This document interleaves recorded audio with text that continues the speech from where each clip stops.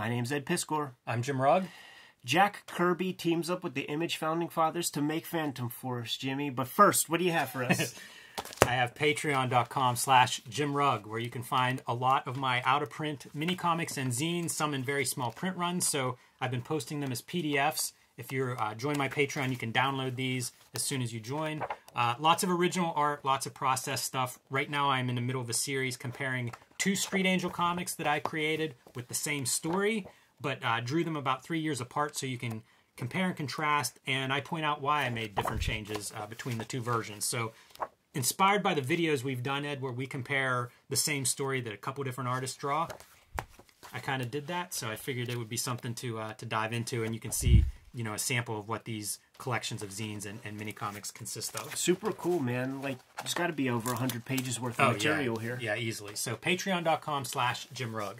Red Room comics are going to start coming out in your local comic shop beginning in May 2021. This is issue 1. This is the 2nd issue. And you can reserve your copy ahead of time if you want it delivered to your doorstep from the Fantagraphics website. I have a link tree in the description below this video here on YouTube that could take you to the Fantagraphics site. You could put in that pre-order if you wish.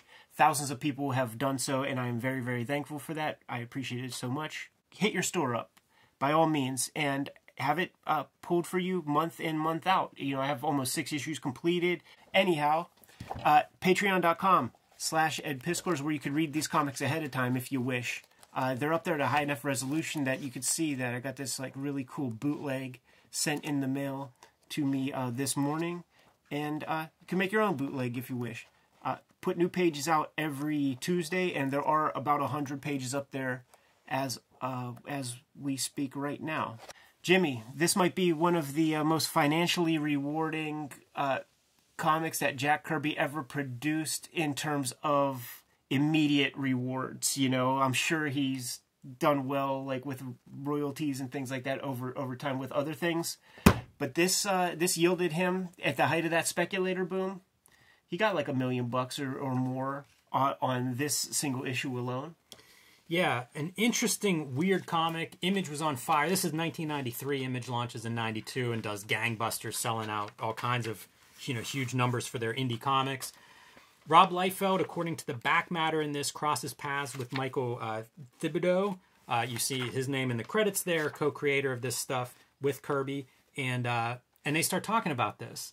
And the story is, all the pencils are still preserved. When Thibodeau inked this originally, he did it on vellum overlays. And so as they start talking, Liefeld floats this idea of them doing this book for Image because everybody's inspired by Kirby. You know, Kirby is such an influence on everyone, and the back matter of this book has all the Image guys talking about Jack Kirby and their influence on him. So this is a love letter to the king, and glad that he gets to cash in on one of his creations in this way, you know, at the height of this, probably the height of the market at that time. Yeah, the Image founding fathers, Liefeld, McFarlane, Lee, Silvestri, Larsen. Valentino is not in. Yeah, I'm shocked that he's not on this list. I mean, you know, we've talked to him, obviously a huge Kirby fan. Don't know why he would have been skipped, because Liefeld's story in the back is the way he came to really appreciate Kirby is when he shared studio space with Valentino, and Valentino schooled him on all the Kirby. The thing about the Image books is these guys were out for self, as they say, man. They struck at the right time. The speculator boom was heavy, and these dudes were cashing in. This is like one of the selfless acts that they did for somebody that they like. You can't count too many of them on too many fingers, but this is definitely a very, very cool deal. And we're looking at it because what I like about the comic is that there's a different inker every page. In the back, there's kind of a credits, man, to give us the page and who inked what. But I thought let's just go through this thing, man, and see who pops out. One of the big tragedies, or not tragedy, it's not that, it's strong term. A lot of these inkers are pretty nondescript, which is a little bit unfortunate, because I thought that the game we would play is we would pull out the little Post-its that we have, put one up there. Who do you think inked that page? I don't know. I can't tell Mark Silvestri between Scott Williams and Jerry Ordway and Danny Meeke. It surprised me revisiting this, because in my mind, it's exactly what you said, Ed, where it was going to be like the McFarlane, and there are a couple. The McFarlane page looks like McFarlane. McFarlane and Larsen are the guys that I could pull out, and I think I could do a Liefeld. You'll check my work on that. Well, a couple of notes. Liefeld does the cover. You know, we talked about he was a guy that was instrumental in making this book happen. So he takes the cover. Smart. I would too. How can you blame him? That's kind of cool.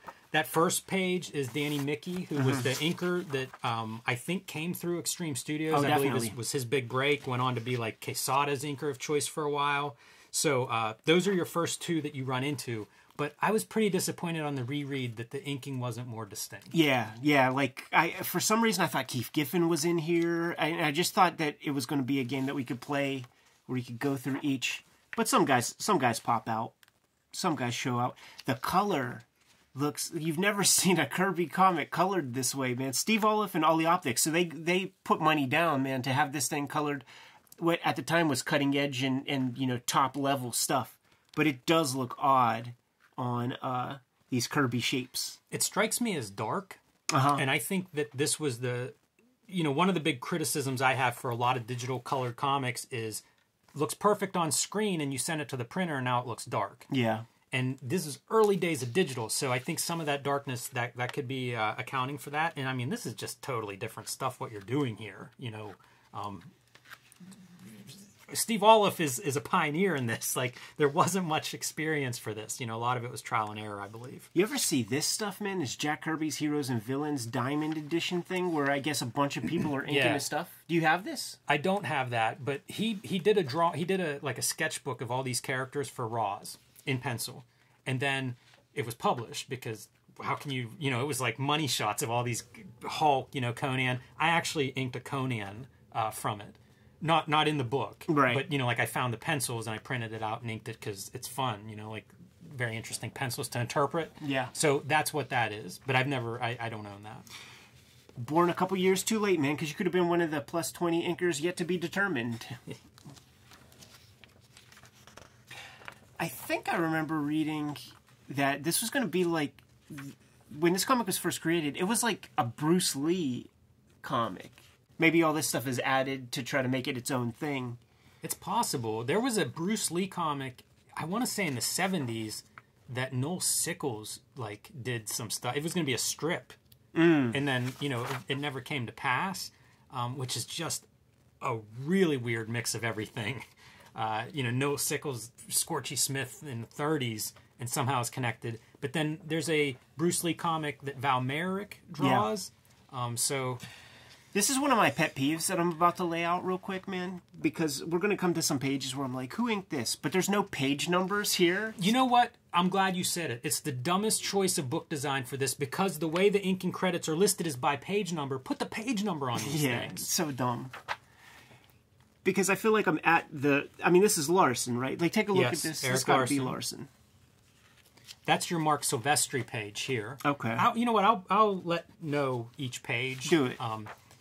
McFarlane. Yeah, of course. Yeah, the McFarlane one's really distinct.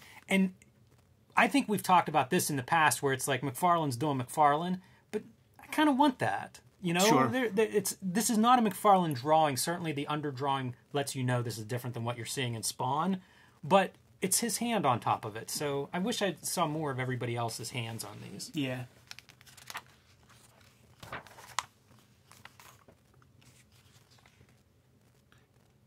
Is this Larsen? It is, yes. Yeah. Well done. Yeah, he's easy to tell. He's an easy guy. And that was Jerry Ordway was the next page. The following page. Yeah, see those guys, like, who the fuck knows? Well, how about this one? Scott Williams. You know, like, that doesn't look like Scott Williams. It's pretty hard to see much. I think there's one line on that forearm that kind of gives away a Scott Williams vibe. But that's about it. Like, the hair is... I've never seen Scott Williams ink hair that looks like that. No. And that's Mark Silvestri on the facing page. And I think you can see a little bit of that in the very last panel. Some of the marks around the face lips and stuff. Pulling his Dan Green approach. I was going to say, you know, I might have preferred seeing Dan Green this is one of these Liefeld. things. This got to be Liefeld, because you could tell by these little forehead marks. Yeah, definitely that's Liefeld. Scott Williams on your left. Pretty atypical Scott Williams, but I like some of the precision in that first panel. It's very sharp or something that I don't see with Kirby much. I don't see it with Scott Williams in that style either, but it's kind of neat. Yeah, the Liefeld stuff is good. It stands out. Yeah, as being this is Liefeld yes. too.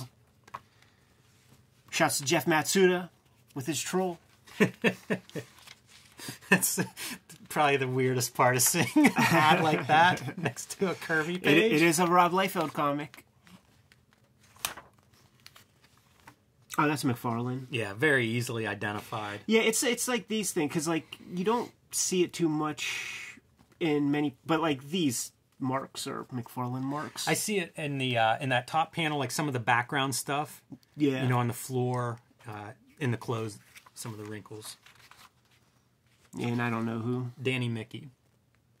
How could I? Like, I should give my extreme dog tag back.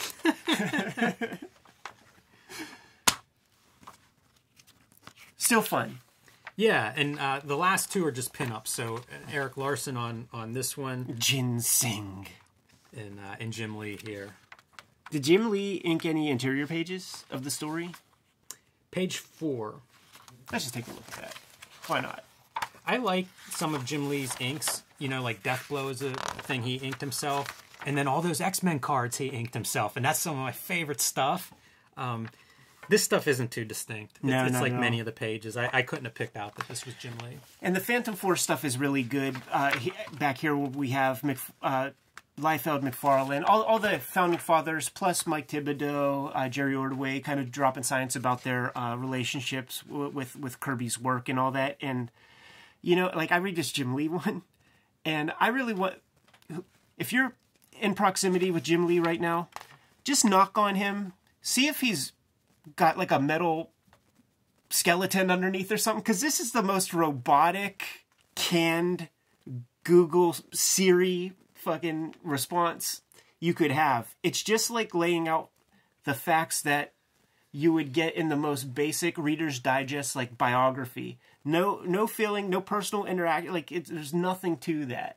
I wonder how if Kirby may not be a direct influence on Jim Lee, if it wasn't work that Jim Lee responded to, because I think Jim Lee's a guy that comes to comics a little bit late. Like if you read McFarlane's, he's a burn cat, yeah. McFarlane talks about how he gets to Jack Kirby through the guys that were working, like the George Perez's and the John Burns. And I wonder if Jim Lee's of a similar thing, where like they're almost these second generation. You know, they're influenced by those influenced by Jack Kirby. Sure. And so whenever you get back to it, you don't have that personal connection maybe as much as like, this is what he did. You know, I mean, creator of Marvel Universe. You recognize that, but maybe don't have that personal piece. And you said that like a human being, Jim. Maybe give Jim Lee some advice on that. He's just so robotic. Like everybody is like, when's the Jim Lee shoot interview coming out? There will never be like, why bother? We're never going to get to the root of anything cool. David Cho should do a series of Jim Lee interviews. He should, man. Where, he knows the score. Guys have a relationship. Like he knows the score.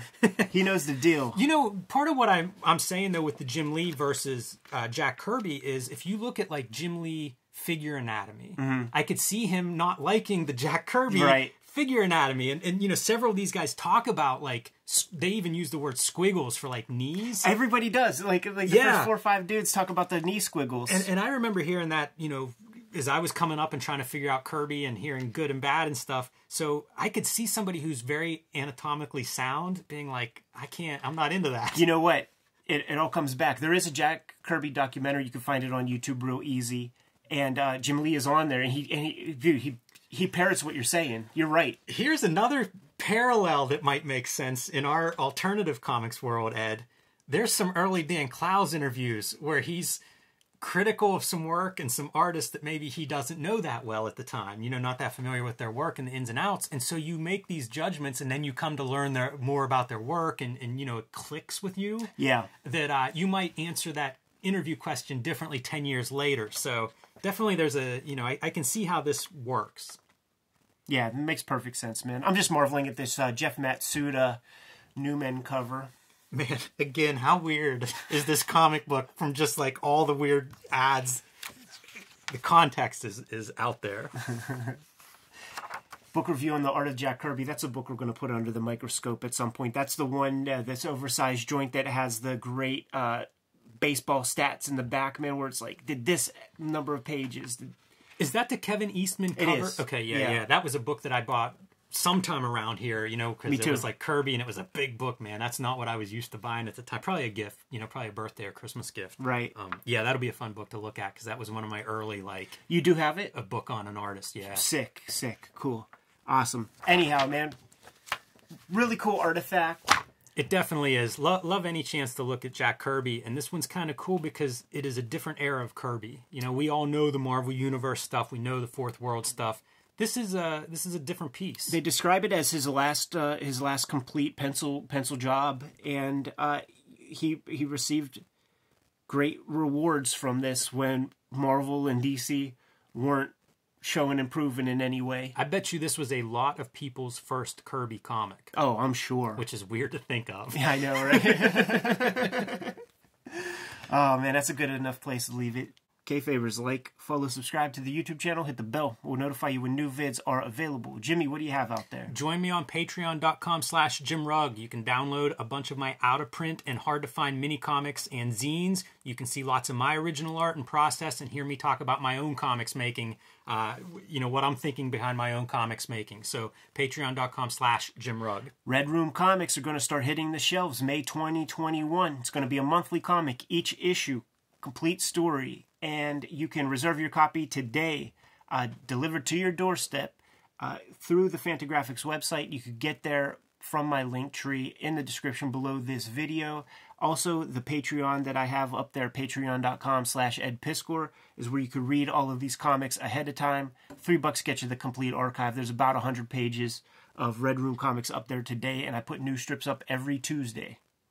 You can subscribe to the Cartoonist Kayfabe e-newsletter at the links below this video to keep up with everything we have going on. You can find Cartoonist Kayfabe t-shirts and merchandise at the links below this video. Jimmy, give us some merchant orders, man. We're going to get the heck out of here. Read more comics.